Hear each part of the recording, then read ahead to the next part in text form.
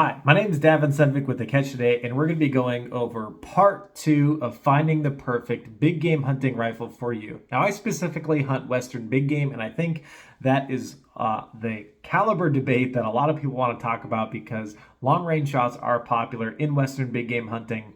And so, without any further ado, I want to get into some criteria that is relevant on a budget. So, this is all going to be about budget guns. So, these are going to be guns that you can conveniently find for under $1,000 and be able to reliably find ammo in the stores and on the shelves for somewhat reasonable prices. We're going to go over some of the best prices first, and then going over to some of the more performance type options that are still available on a budget. So, with that being said, let's get right into the first few cartridges that are available. Now, I was a little bit harsh on modern day cheap rifles in my first video, and if you haven't watched it, definitely go ahead and watch it first. But when you're talking about hunting at closer ranges, which is typically what I recommend for newer hunters, instead of spending more money, spend that money on your gas tank and learning the skills of getting closer instead of on a bunch of gear that's not necessarily going to work for you if you can't get close to the animal, right? So some of the first couple of options that I'm going to recommend are actually not in the caliber that my gun is chambered in. The reason for that is because the less money you spend on a gun, the less capable it is of handling some of those high performance calibers, specifically speed and bullet weight. The heavier the bullet gets and the faster you try to push it out the barrel, the chances are that you're going to have some accuracy issues when it comes to the downrange performance of that bullet, mainly because you just simply don't have enough craftsmanship or material on the rifle in order to be able to handle those higher calibers until you go into a different price point of rifle. Kind of sad, I know, but let's get right into some of the calibers that I recommend anyway. So 6mm Creedmoor, 243 Winchester, and 6.5 Creedmoor. Those are going to be some great options on the lower end. Now, of those three, I would probably recommend 243 Winchester above all else, mainly just because it's been around longer and it has amazing ballistic performance. However, if you really wanted to do the 6.5 Creedmoor, there's nothing wrong with it either. But you're going to want to stick to a lot of the more medium game options with these, like antelope, pronghorn, bighorn sheep, mule deer, white-tailed deer. Not saying that you couldn't take black bear or elk. It's just kind of one of those calibers where if you're going to shoot it a lot and you really know how to put that bullet in the right place with the right type of bullet construction, that can definitely be effective. But I do think that there are some better options out there that only have a tiny bit more recoil and will actually have a much better chance of downing that elk and stopping it in its tracks. So let's go on to that second set of calibers. We're going to start with the 308 Winchester and 3030 Winchester. Both of these are amazing 30 caliber options, and I don't actually really love either one of these, especially the 308. However, the 308 is just so versatile. I feel like I can't not talk about it in this video, especially when it comes to budget guns. I think it is so underrated.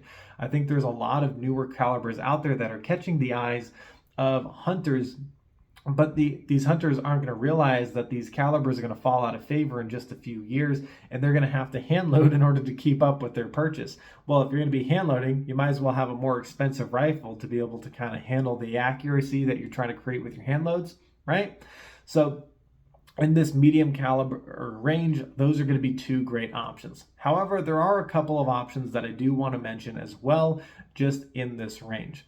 I do want to mention the 7mm 08 and a couple of the other 7mm options that are more classic cartridges, like maybe the 6.5 Swede or the 7x57 Mauser. Now, some of those cartridges are falling out of favor. They're getting more expensive to find, but if you have access to some bulk ammo or some surplus ammo, these can be just joys of rifles to shoot, but they're a little bit less relevant. I just wanted to mention them just to let you know that these calibers are available. But like I said, as far as some of the best like medium kind of calibers, 3030 and 308 Winchester just seem to get the job done.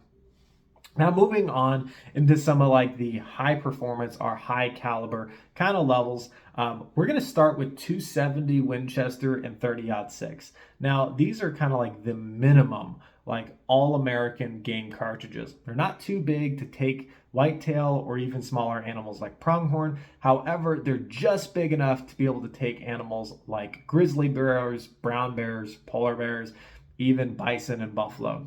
However, it wouldn't be anybody's first choice if you had to just pick a bison killing round.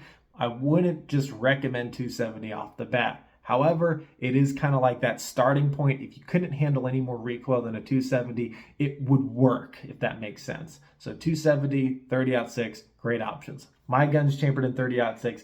I will admit there are a couple of problems as we get into some of these higher caliber rounds, and that is the more effort you're trying to push through them, the more performance you're going to try to get out of them, you are going to have some accuracy issues. With this rifle, it's very precise, but if I just simply change the brand of ammo that I use or even the weight of the bullet that I choose, so for example, a Hornady 178 grain bullet grains are the weight of the bullet, or I choose a Hornady 145 grain bullet, both of those are going to perform so differently on paper that I would have to re-zero the rifle for each of them. And even if I just chose a 165 grain copper bullet, those even change drastically depending on the conditions that I'm shooting in.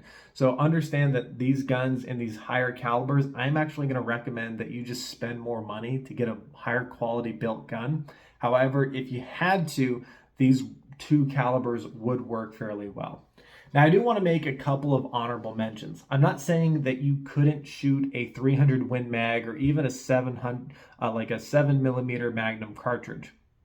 There are a couple of Magnum cartridges that are on the smaller side, like I said, like the 7 Mag, like the 7mm Rem Mag, or the 300 Winchester Magnum, or even the 300 Short Mag, or the 270 Winchester Short Magnum.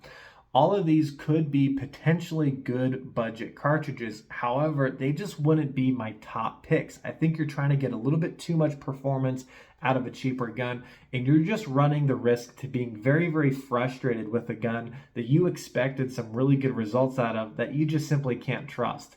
And so if you're going to be dealing with accuracy issues, all you're going to be doing is hunting closer. Well, you can just be hunting closer with a cartridge that recoils way less and that you rely on way more. So that's why I kind of recommend stopping at that 30-06 kind of level, but no reason why you couldn't bump it up just a little bit. And if I absolutely had to take a moose or a bison or a grizzly bear, I probably wouldn't choose 30-06 as like my first go-to option. I would probably choose a 300 Winchester Magnum or a 7mm Rem Mag. I think those are just much better options than a 30-06. But I would spend more on the gun in order to get there. I'm very, very in tune with my hunting hobby, and for me, it's an investment, right? If I buy a rifle, it's going to last me for 20 years, and so I see the benefit of buying a more expensive rifle. But if you're brand new into hunting and you don't know what you want to get, there were a couple of calibers mentioned in this video that could definitely help you along the way. And I definitely want to see you avoid some of the newer cartridges out there that are just going to be unpopular or out of favor in a few years anyway, and you're going to be stuck with a useless rifle that you can't find ammo in the store. So I do appreciate you for watching. I hope that you got some valuable information out of this video, and comment down below. There's obviously a wide variety of different opinions about ammo out there, and so when I create the next video in this video series, I do want to be able to give the most relevant information I can. Obviously, this is an opinion to a certain degree. I had some criteria here, so some of your favorite cartridges may not have been within that criteria, and that's okay. It'll probably be in the criteria of other videos in this series. This was just the budget series, and so now we're going to be going into our next video, which is going to be talking about a little bit more pricey options that are going to lead you to some amazing results. Thank you for watching, and have a great rest of your day.